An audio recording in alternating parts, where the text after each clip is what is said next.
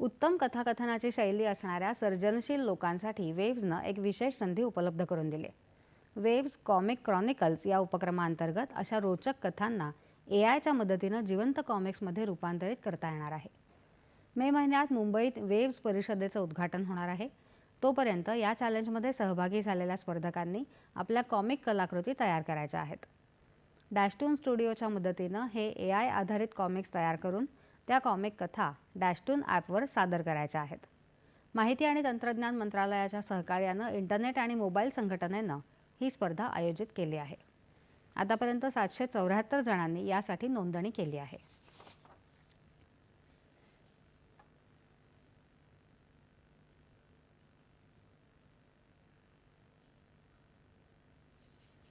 केंद्रीय माहिती आणि प्रसारण मंत्रालयाकडून राबवण्यात येत असलेल्या वेव्हज या उपक्रमांतर्गत क्रिएट इन इंडिया चॅलेंजच्या पहिल्या पर्वाअंतर्गत फिल्म चित्रपट पोस्टर निर्मिती स्पर्धेचं आयोजन करण्यात आलं आहे.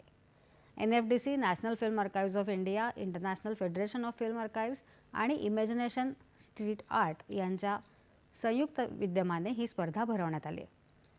आतापर्यंत या स्पर्धेसाठी 296 जणांनी नोंदणी केली आहे.